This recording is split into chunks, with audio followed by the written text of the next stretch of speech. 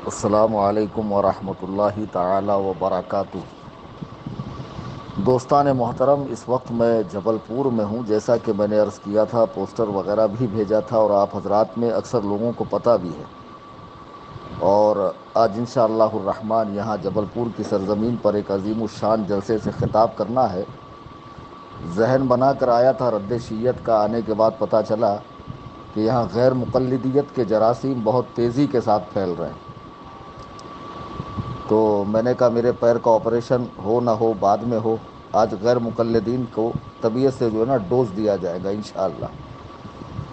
تو پھر دوسری بات، یہاں کچھ بابا پارٹی بھی ہے مولائیت کے نام پر فتنہ پھیلانے والے، تو ان کی بھی خبر لی جائے گی۔ اور عرض یہ کر رہا تھا میں، جیسا کہ میں نے عرض کیا کہ فصیح الدین حیدرآبادی کی لاسٹ ویڈیو جو تھی، ویسے اس کو یسٹرڈے بولنے کی ایک بیماری ہے، تو بہرحال میں اس کو کاپی نہیں کروں گا، اور ہم ایسے گدھ الذی کو کاپی بھی نہیں کرتے ہیں۔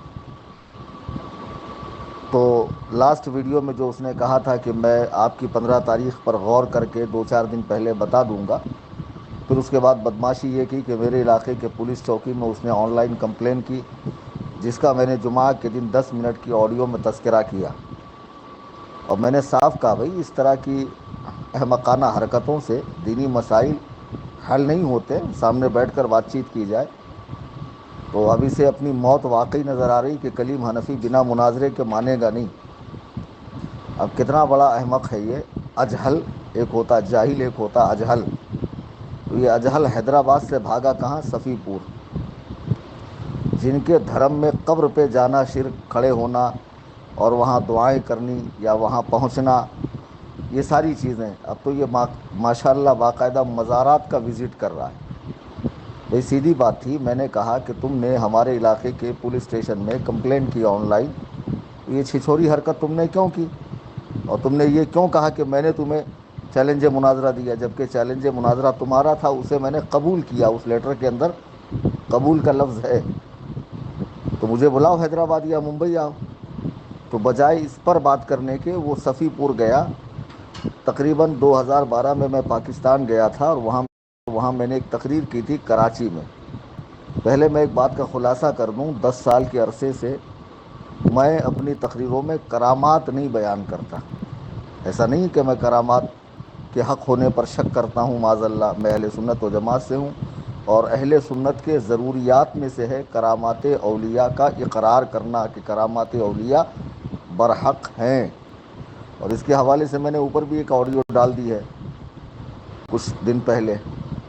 تو بہرحال میں نے کراچی شہر میں ایک واقعہ بیان کیا تھا کہ ہندوستان میں کانپور کے پاس اناؤ صفی پور میں ایک بزرگ ہیں عبداللہ نامی، جن کی نعش مبارک اوپر کو رکھی ہوئی ہے، اور وغیرہ وغیرہ۔ تو اب ان کو کچھ ملا تو نہیں کہ مناظرہ کرنا پڑے گا اور مناظرے میں سامنے آ کر ذلت و رسوائی کا منہ دیکھنا پڑے گا، تو یہ صاحب میرے واقعے کی تحقیق کرنے کے لیے بھاگے صفی پور، اور وہاں سے لائیو ویڈیو کر کے سارا دکھا رہے ہیں، دیکھیے یہاں تو ایسا کچھ ہے ہی نہیں معاملہ۔ ہاں، اور پھر وہاں کے ایک خادم صاحب سے بھی ملے، اور پھر وہ خادم صاحب بتا رہے ہیں کہ یہ آستانہ تو 500 سال پرانا ہے، اور ایسی کوئی بات یہاں پر موجود، ایسی کوئی بات یہاں نہیں ہے۔ تو وہاں سے یہ عقل تو لیتا انگریزی پیداوار کہ 500 سال سے وہ مزاریں بنی ہوئی ہے، اور تم کہتے ہو جب سے بریلی میں مولانا احمد رضا خان آئے مزاریں بننے لگی، فاتحہ ہونے لگی، صلاۃ و سلام پڑھا جانے لگا، یہ ہونے لگا، وہ ہونے لگا۔ بے وقوفو، اور اس سے بھی آگے اجمیر چلا جاتا تو 800 سال سے پتہ چلتا، اور اس سے آگے بخارا وغیرہ جاتا، امام بخاری رحمہ اللہ جن کی بخاری پڑھ کر اتراتے پھرتے ہو نہ سمجھو، ان کی بھی مزاریں بنی ہوئی۔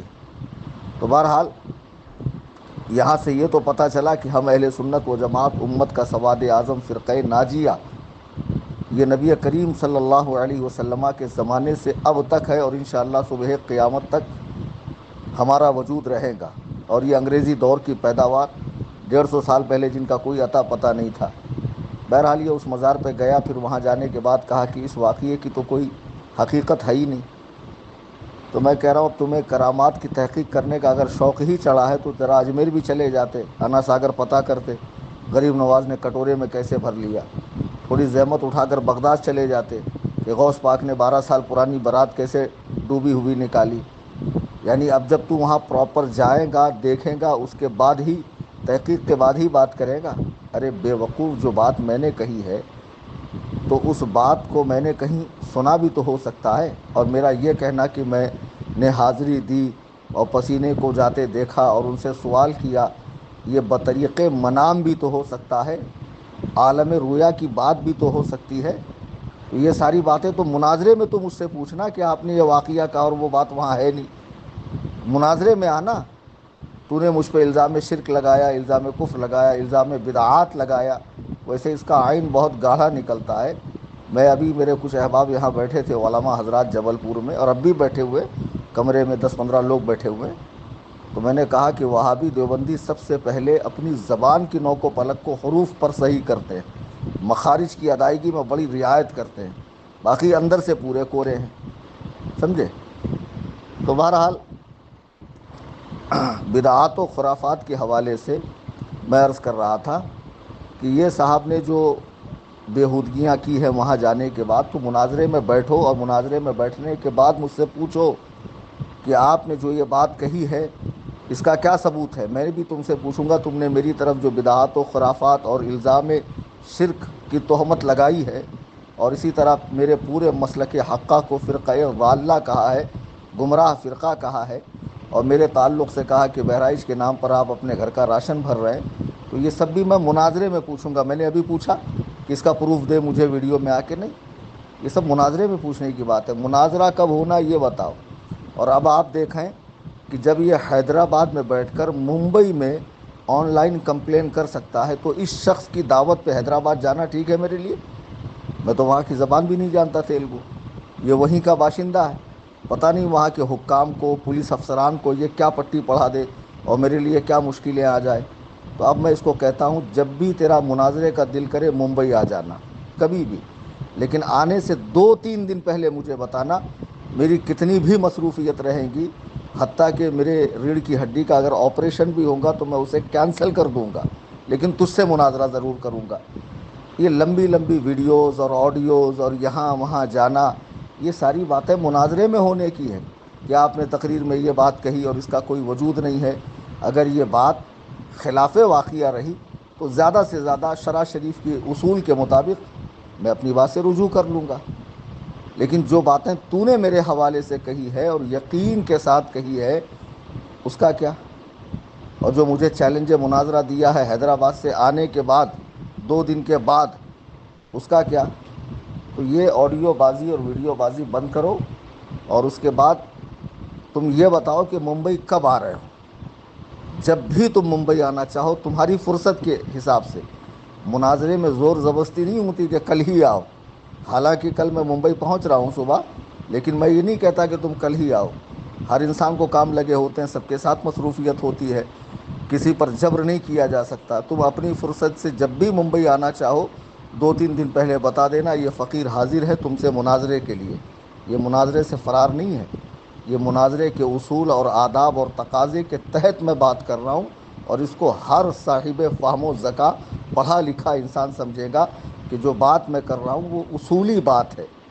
ہاں، اس طرح نہیں ہوتا ہے کہ میں ابھی حیدرآباد میں بیٹھا ہوں، صبح کی فلائٹ لے کر آؤ، یسٹرڈے کی فلائٹ لے کے آؤ، ٹمارو کی فلائٹ لے کر آؤ. یہ سب احمقانہ اور بچکانہ باتیں ہیں. سمجھے؟ بہرحال میرا فصیح الدین کو یہی پیغام ہے، اور اس کے چاہنے ماننے والوں کو، کہ جو وہ یہ زحمتیں اٹھاتا پھر رہا ہے، صفی پور یہاں وہاں بھاگ رہا ہے، اس کے لیے تو اس کے پاس وقت ہے. تھوڑا سا وقت نکال کے ممبئی آ جائے. مناظرے کے لیے فقیر حاضر ہے، اور انشاءاللہ الرحمن میں تم سے مناظرہ کروں گا، اور عقائد کے باب میں ہی مناظرہ ہوگا. اور پھر وہ ساری باتیں بھی زیر بحث آئیں گی، میں نے تقریر میں کیا کہا اور تم نے کیا کہا وغیرہ وغیرہ. اللہ تبارک و تعالی ہم سب کو مسلک حقہ پر استقامت نصیب فرمائے، اور ہم سب کا خاتمہ بالایمان فرمائے. آمین ثم آمین.